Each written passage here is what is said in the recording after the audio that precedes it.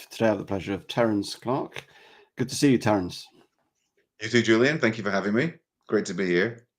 Yeah, it's good to have you. You are a transformational executive coach with over 20 years of experience in the APAC region, and you're passionate about empowering individuals to unlock their full potential, guiding leaders and teams to grow, thrive, and succeed in today's fast growing, diverse world.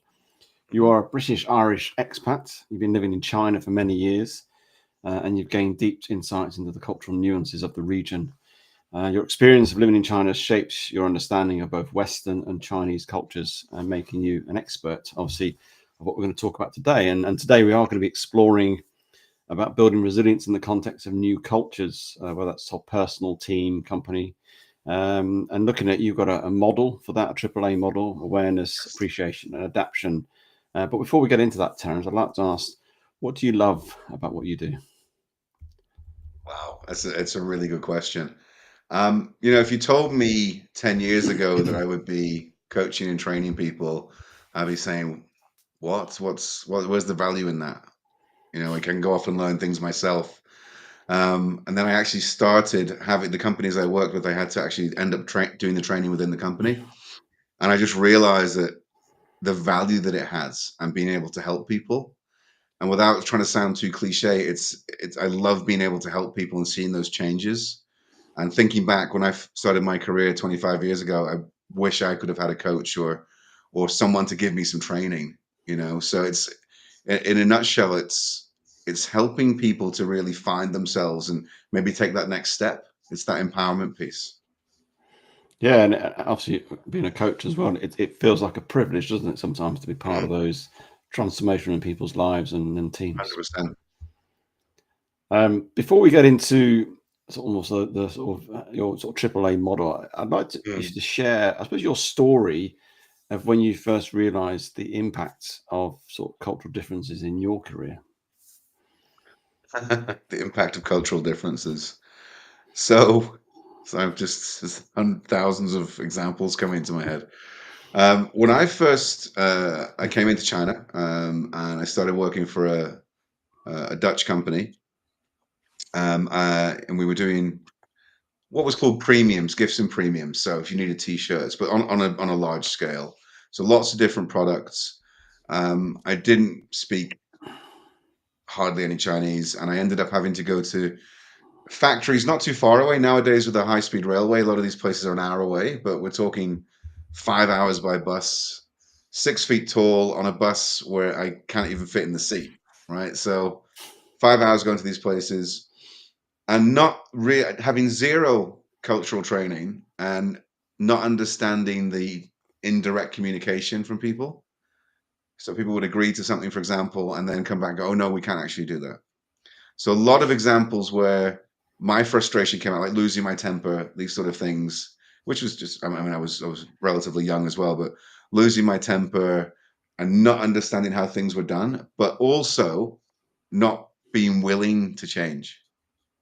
I'm the customer, we're the customer, you need to do it this way. Really not understanding it. But also the company I worked with was the same. So European company, sort of based here. Oh, you have to do it the European way. So for me, it started through business and really from the language side and the nuances there. Even with people in the factory that could speak English, it was still using English in a different way. So that's where it really started for me. And how did you sort of manage that? Because I guess it was a bit of a cultural shock to your system. Yeah. And, I know I remember years ago, I went to India for the first time. I think I was 19, so many, many years ago. And Mm. the shock to my system and, overwhelmed by how they are, who they are, how many people were there, everything was just so much going on to try and process that was quite overwhelming. Yes, I mean, really, for me, it was trial by fire. Really, just trial by fire because um, that's all I could do. I mean, there was no translation app on the phones back then. I had a Nokia, that type of thing. And it was really I mean, I got an assistant, really, really great lady called Kathy at the time.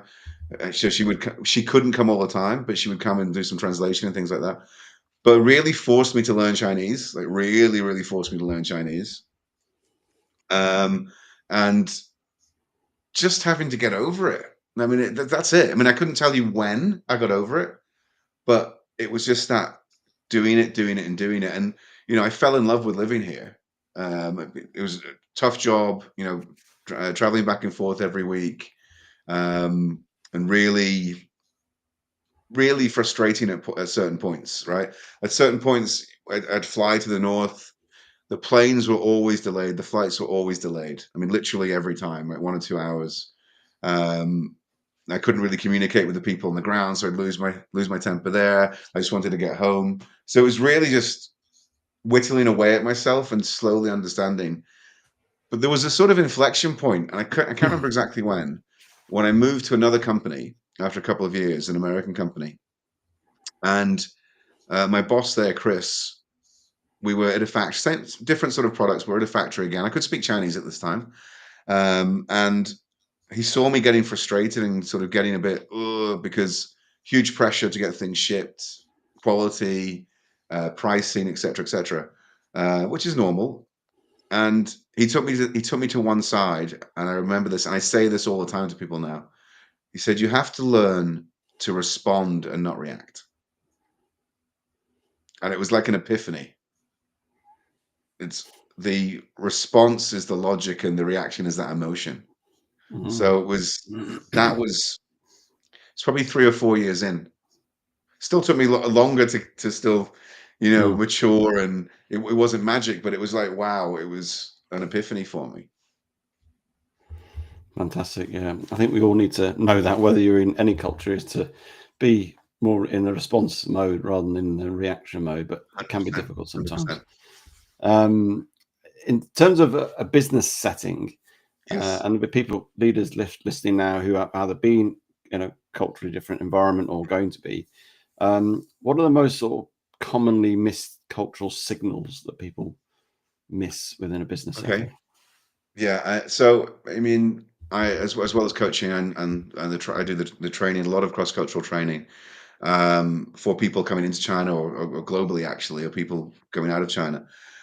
And it's very common where, we don't see the world as we think we do, and we don't see the world as it is. We actually see the world as we are.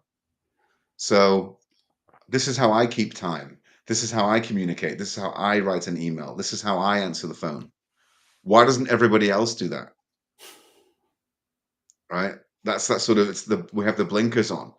And the biggest common thing, challenge I will see here in Asia particularly, versus Europe, is direct and indirect communication. That's the biggest challenge. And, everyone's using English in business. Even here, there's very, very good standards of English, whatever you've heard about China, really good standards of English, but still different understandings, right? So think Mm, about in the UK, I think there's like 44 accents or something, or dialects, right? mm, You go to Newcastle, someone says something, or you go to Wales, someone says something. We would understand that growing up in the UK, but somebody who's from a different country might go, "What?" So it's even when we find someone who's speaking English and we think, "Oh, great, they speak English," and we speak at our normal speed, or we use slang or things like this. Or there's an example I always give. If I said to you, Julian, you asked me something, I said, "Oh yeah, I'll consider it," probably means I really will think about it. But the Chinese version of that, 我考虑一下, is 99% of the time it's no. It is I will consider it, but it's an indirect way of saying no. So this is a huge challenge for people with that nuance there. Another challenge is really, not being open to trying new things when you come somewhere else. It's like, oh, it's complaining, and, oh, well, back in the UK we do it this way, or back here we do it this way. Why is it not like that? Um, this sort of concept of time, sort of time mm. management, the concept of power distance as well here.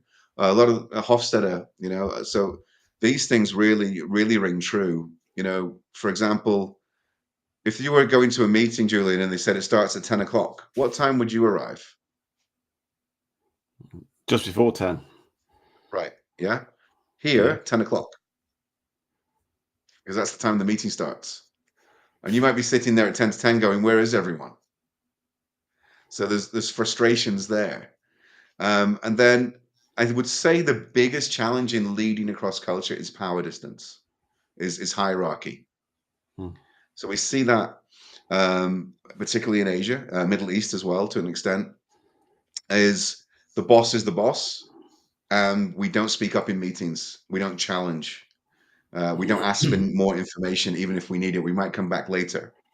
Or if the boss has an idea where you don't really agree, you'll just go ahead and do it and implement it. So this can be a big challenge here. For example, hey, Julian, do you have all the information you need? You say yes. So I think, oh, you said yes. You've got all the information.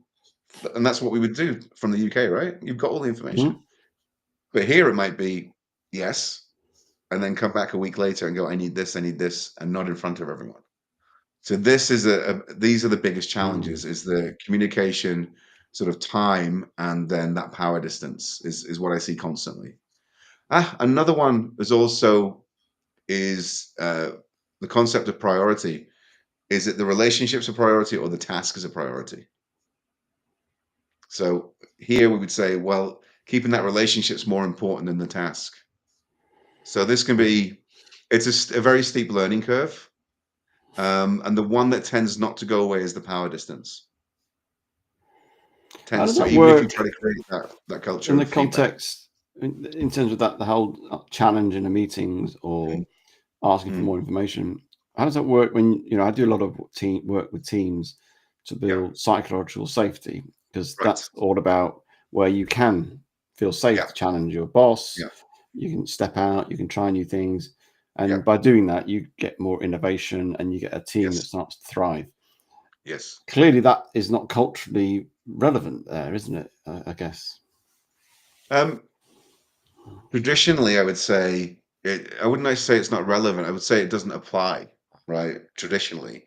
But a lot of the companies I'm working with are trying to really build, either calling it a feedback culture, so a two-way street, or calling it psychological safety. So psychological safety is relatively new here, the word, in the last Mm. couple of years. And people are really they are really trying to do it, because the younger generations are now coming in. And you've still got managers, 40s, 50s, have to lead these younger generations. And people are beginning to understand, well, look, I don't have all the answer. But traditionally, the boss would be the boss has all the answers. So it's Mm. slowly shifting. It depends on the company. It depends. So when we talk about culture, you've got national culture, corporate culture, and the individual culture. So while it could be here at national culture, the individual could be, yeah, I really support this and I really want to do it. So I think a lot of it, and I think even in the UK or America, it's down to the individual manager or leader as well. But I see companies really trying to make headway here, because they're Mm. understanding that it does make things more efficient, and it does reduce turnover, and it does attract younger talents to come in, that need to come into the workforce. But it's like when you try to stop a container ship and it takes 5 miles, or is it a mile or 5 miles to slow down. And I think it's a change that's happening. Um, but it's, if we talk about the sort of the position of China, it's very unique. So it's still very, very traditional in some aspects, but it's also pushing forward, pushing forward. So we say China speed. Decisions will be made very, very quickly, and things will get done. Mm. And maybe that traditional way of thinking isn't there in that time, but then it might come back. So Mm. I'm working with some of the new energy companies, sort of like auto and solar and things like that, and they realize what they have to adapt. Right, they've got local salespeople in Europe, so they have to adapt to the way they're holding meetings. So they're like, oh, why do all these people in Spain? Why do they keep asking questions in the meetings? Right? And it's like, because that's what people do. For example, we ask questions because we want to understand. So it's a mindset shift that's going to take a considerable time, but I really believe people are willing to do it, especially if they want to do business overseas. I think they're realizing now that they have to do it.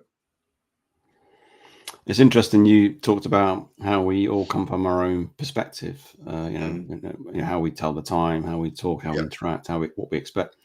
But whether we're in any culture, sometimes we need to shake that up, don't we? Sometimes to get a different perspective. And obviously, as coaches, we try and help people shift that perspective and reframe things, or come from a different Mm. perspective to try and see it in a different light. Is this sort of cultural experience you've had, has that helped you as an individual, or has that helped you as a coach as well? I think it's helped me immensely. I mean, I think if I left the UK when I was 21, and I think if I hadn't, I'd probably just be, in an office somewhere, not really happy. I think, but yeah, being out here. I mean, living. I'm based in China, but I travel all over sort of Middle East and Asia, and I don't think I would have had that experience if I hadn't have come out here. And yeah, it's really informed me and really helped me. So I'm able to work with people from sort of different levels in companies, from different cultures. I'm learning all the time. It's really made me more open-minded. And I'm not always right, but I'm willing to try things. And I think Mhm. it's really helped me. From this, I'm able to coach people in Chinese or in English and understand that. And I think having that experience from both sides, it really helps to marry it up. I mean, I'll give you an example. I mean, I won't say which company, but people, if they go to my profile on LinkedIn, they'll see which company. But I used to work for one of the larger real estate companies in London, based here, and we would do, we're trying to promote the properties in London, and here we do things so fast, so fast. Somebody wanted to buy the property, we have to talk to the developer now, and you call London and they go, "Oh, yeah, well, I can't answer the phone until after 9 a.m. And we can't do this, we can't do that, and this is the way we do it." And we'd lose sales because Mm. of the way things are done. So being able to understand, me to explain to them, for example, purely from a financial side, we need to talk to people now. You need to have somebody available at 7 a.m. UK time. The developer needs to have somebody. And this is what, like, everyone sort of does it now, but being able to explain that to people, and then also explain to the people on the other side, we cannot just sign something now. There's a legal process. It's much more complicated than buying here. So being able to have that sort of be in the middle there and understand it has really helped me, and it informs my coaching and it informs my training as well. Mm. And what have you found the difference between sort of cultural tolerance, which obviously Mm. we have a lot of tolerance, but also that true appreciation of a culture? It's interesting. Tolerance is a good word, isn't it? Because I think honestly, no matter how much we try to accept, I think ultimately in a lot of situations we tolerate. Right? I think that's a very Mhm. good word actually. I'm here a long time, and there's a lot of things I don't like. I don't think I'll ever get over it, right? For example, when you get off the plane, everyone stands up and they stand right next to you, right? Pushing, like literally pushing you to get off the plane. And I just don't understand why, when you're getting on and off a bus, people are pushing to get on and off. There's plenty of time. When you're driving, it's the same thing. So it's just an example. I have a theory about it, but I don't want to go too deep into it. But things like that tolerate, because I live here and I love it, and there's actually Mhm. more advantages. So I think if you're working or living in another culture, you're never going to like everything. And when we come to talk about model, we can talk about that. You're never going to like everything. But if you're choosing to live or work somewhere, there's got to be more advantages. So you've made the choice to live there, and I think you just got to not complain. Of course, we will complain. We're British, right? So we will complain. And I think you've just got to. I really like that word. That's really good. Tolerate, because I would always say you have to accept, right? And there's things you do accept. But I think actually there's going to be things that you tolerate if you want to stay somewhere. But what about the word appreciation? Does that sort of shift our thinking as well on it all? I think appreciation is really important. Appreciate those differences, right? And that it's so important because appreciation, just because it's different doesn't mean it's wrong, No. right? And that's where the appreciation comes in. Like the example I always give, and I don't like chicken's feet. I just don't like them. I don't like the texture, but I've tried them. So that's this sort of appreciation, right? I've tried it, but Mm. you know, a lot of people will come and they'll see something they don't like and they just won't try it Mm, anywhere. You know, I'm not going to do that. I don't like it, even if you haven't done it. I think it's human nature. I think it's uh, a defense mechanism. It depends on the unconscious bias that you've developed or the conscious bias as you're growing up mm, and the stereotypes. You know, our biases are the brain's way of making sense of the world.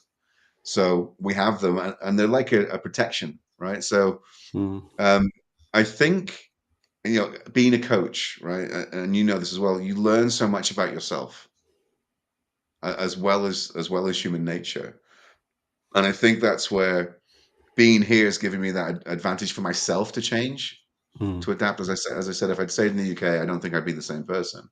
I definitely wouldn't be, right? Um, So yes, the appreciation and it's good though. We can use tolerance in certain ways. You've helped me reframe something there, Julian, that I've not thought about. So thank you. Always happy to help. But I think I know my wife spent 18 months or nearly 2 years actually living in Yemen, which Okay. is a very interesting culture, Mhm. and particularly being a female as well. Right. But I think she started to how she worked through it. It was both through appreciation and started to Yeah. gain that sort of, what can I learn from this and how can I adapt to this and change with this. And that's how I think I mean, obviously some things really frustrated her and still will do, but I think that it was the appreciation was really, really helpful for her. When we're looking at teams and we're trying to help teams or individuals move from that almost surface levels of diversity to more that more genuine inclusion, Mm. what have you found that's helped within your experience through sort of cross-cultural work? Um, so nearly every team or every organization I'm involved in here, there's cross-cultural aspects because people are working on a global level. So they'll have colleagues in different countries or even in different cities here.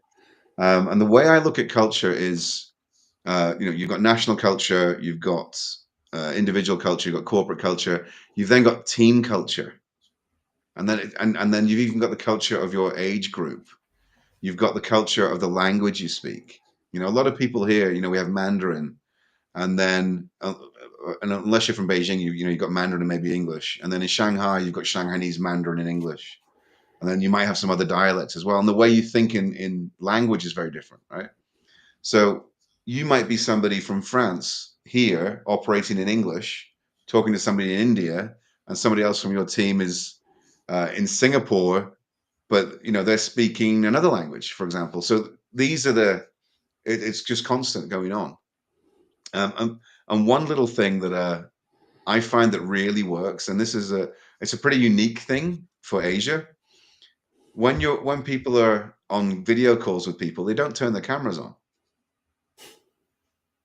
And I was working with, well, actually, I'm working with eBay long term, and the software engineers here were saying they can't understand their colleagues in India, and the colleagues in India were saying we don't feel like they're listening to us because they didn't have the cameras on. And I just said to them, my challenge to you is I invite you to turn your cameras on your next meeting, and then when we meet again, tell me what it was like. And they came back and they said, "Wow, wow, we just feel like we've got this immediate connection." I then explained to them body language is around 55, 56% of communication. And if they can't see you, Mm, they don't know if they don't, because they're both worried that they can't understand each other's English. And actually, there's no problem with English whatsoever. They all speak it excellently. So it was little things like this, there's little tweaks of putting your cameras on, talking to each other. So a lot of communication in China there's an app called WeChat. People don't talk to each other. They're typing, typing, typing. So what I found, Julian, is bringing back that human connection, mm, having face. We're more connected than ever, but we're less connected, right?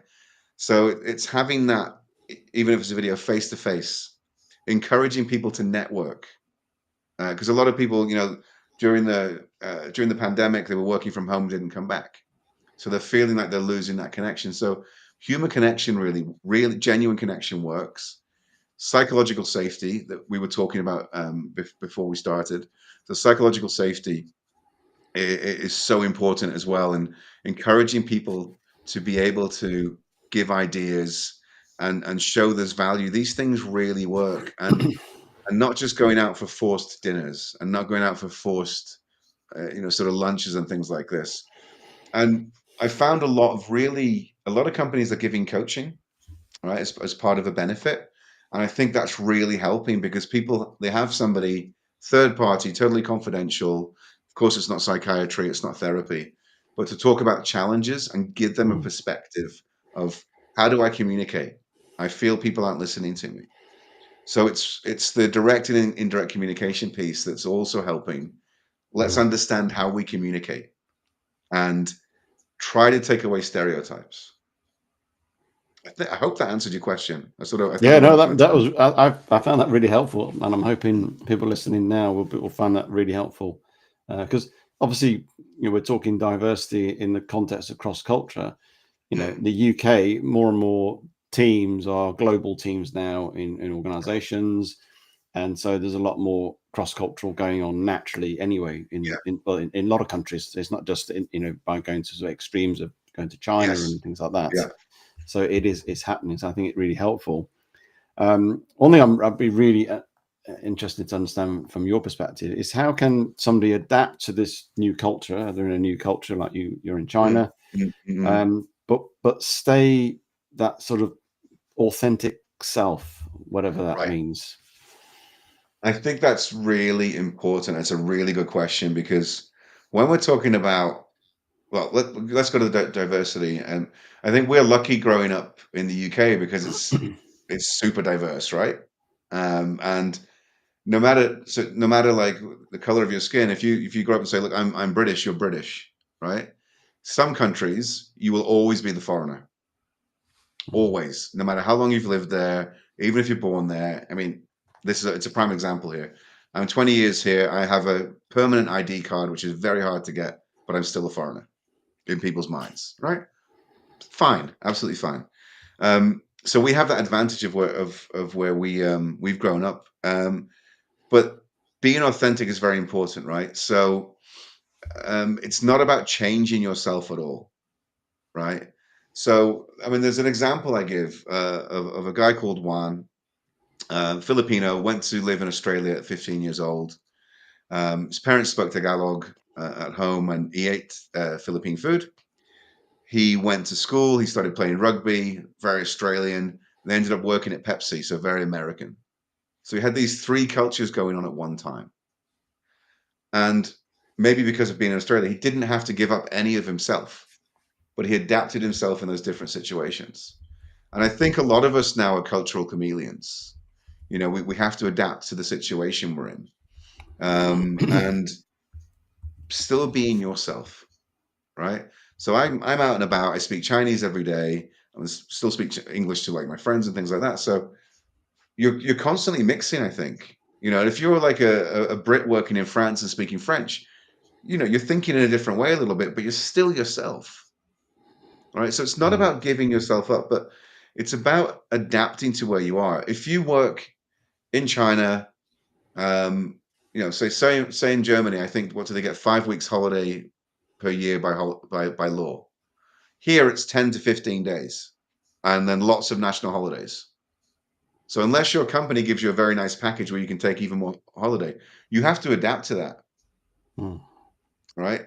So the little things like that. And you may not be able to drive when you come to another country for a while if you want to drive.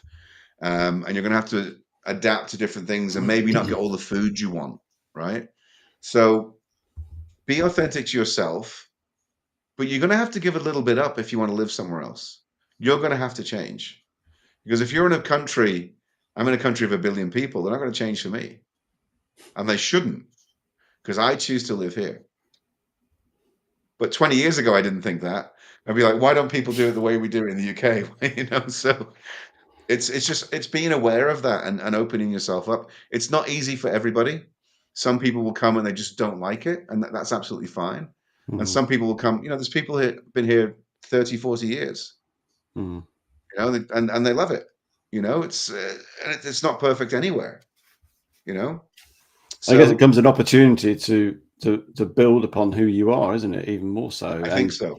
potentially you've probably, as you've explained, you've seen aspects of you that you've only seen in the context of where you are now, and Yeah, perhaps wouldn't have flourished in the UK. Perhaps we don't know. I think so. So that's really interesting. And when you, just as a final question, really, when you Okay. do look back on your own journey, is there anything you would do differently in the whole sense of building your sort of almost like cultural resilience and how you've Do you know managed to what? do what you do? It's a good question, but if I was coaching someone, I would try to get them to the place of don't live with regret, right? Mm, Um, I don't know. It's a very often you think about that. What if I had done this? But then would I be the person I am? mm, If I had got better at Chinese earlier than I did, would that be any different? I don't know. Um, it's a good question. If I had to choose something, I'd say learn to adapt earlier. I think I fought it for a long time. mm, I would just go to the restaurants and bars that were really, the expat places. You know, I think maybe you would have had something a richer experience. It's like with my model, it's the AAA model comes from cross culture, but I use it for all coaching, which is awareness, appreciation, adaptation. Um, so first of all, be aware that there's differences. Very simple in a nutshell. Be aware you're in a different country. Of course, things are mm, different. Appreciate it, but you don't have to change yourself, but appreciate it because you can't change it, and then adapt or sort of wilt. Do you want to stay here? So adapt mm, yourself. If this is the time they have the meeting, that's the time. If this is the holidays, that's the holidays, right? If this is how people communicate, adapt yourself because you're going to have a much better life. You're going to be much more successful. And people, if it's particularly if you're a leader, people are going to respect you, right? Even around trying to learn a bit of the language and things like this. When you change that bit of yourself, adapt yourself there, I think the quality of your life is much better. I mm, know people that have been here a long time and just still complain about everything. And it's so why are you here? mm. And I know people that have been living in Thailand for 20, 30 years and still complaining about things. So, but like complaining sort of bitterly. So why not like the off the cuff thing? So why are you there? And that's not for me to judge, but you have to do that change to thrive. And I think when you thrive, you do these changes as well, Julian. I think you can be more successful in business and have a Mm. much better quality of life as well. And as you say, the quality, you can enjoy it because the moment you keep sort of focusing on all the stuff you don't like, you'll always see it. You'll always see it Yeah, all the time, and right. the whole confirmation bias. And so Yes. you'll enjoy life a bit more. It's been a fascinating conversation, Terence. Thank I you, could Julian. carry on and chat more because I think you've got great experience and insights, and it's brilliant. And you say it so simply. So, how can people get in touch with you, connect with you? What's the best way of doing that?